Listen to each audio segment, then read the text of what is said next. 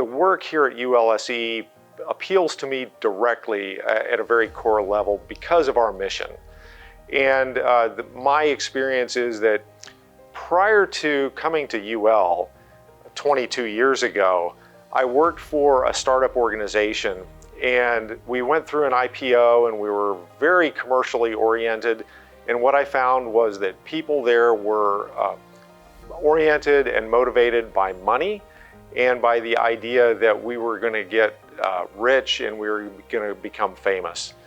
And what I found was that some of those behaviors weren't the best in terms of a collaborative culture and some of those kind of things. So I was looking for an organization that was mission-driven and oriented towards something bigger than ourselves.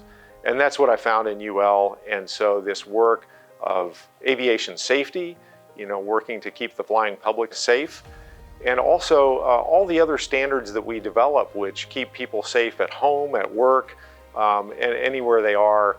These are noble goals, and that really appeals to my personal sense of value.